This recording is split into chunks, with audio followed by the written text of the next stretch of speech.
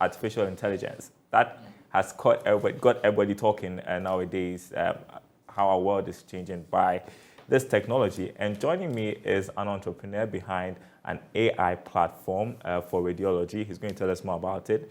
Darlington Akogo, appreciate your time with us this afternoon. Mino Health Labs? Mino Health Labs, yeah. Let's talk about this concept of artificial intelligence. Recently, there was this talk about the chat GPT going on around us. So what's the explanation of the technology of the AI, and why is it gaining popularity around the world? Yes, that is very true. So ChatGPT has sort of taken over everyone's discussion. So the general technology behind ChatGPT is something called large language models. So basically, large language models, what they do is that you are building an AI system. AI systems always are built using data. So you feed it a lot of data. But interesting enough, all the data you're feeding it is on text, and you're just asking the AI system to predict the next word.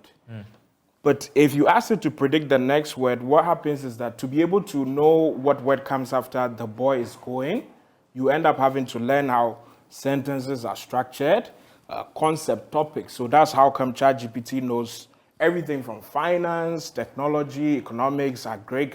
It knows everything. Interesting. So yeah, but that's not the story this afternoon. The story this afternoon is about a Ghanaian entrepreneur who has built an AI for radiology. Tell us about that. Yes. So we started Mino Health AI Lab some years ago, and the focus was to democratize quality healthcare. So we're looking at the healthcare in Africa and other parts of the world. There's huge difference. There's huge discrepancies.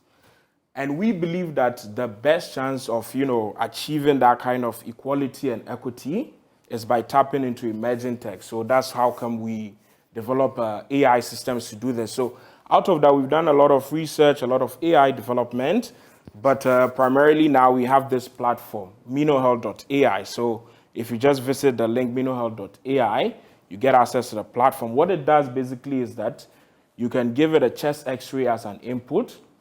The AI system looks at this image to find about 14 different conditions. And then it's going to pinpoint exactly where these conditions are and how confident the AI system is. So interesting enough, the algorithm or the technique behind ChatGPT called Transformer, some of these algorithms are also what is behind this. But, instead of just asking ChatGPT, can you write me a story on this? We are using it for the healthcare applications to save lives. Yes. Oh, that's interesting. I mean, I believe a lot of work has gone into this. What sort of investments did you have to make to come up with this AI?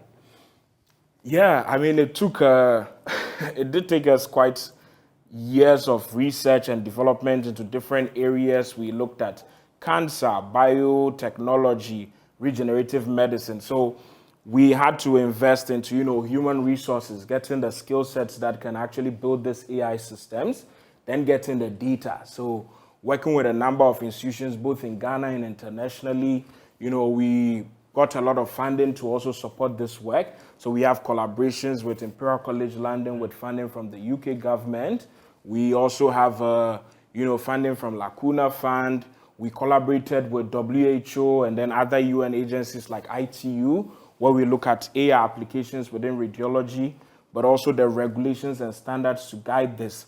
A lot of work has gone into it. We've published some of the research. Some of them have also ended up as global standards and regulations. Well, so I'm a business reporter, and whenever you are reporting, you're looking at how you're cutting down costs, how you're improving on revenue, how you're saving monies.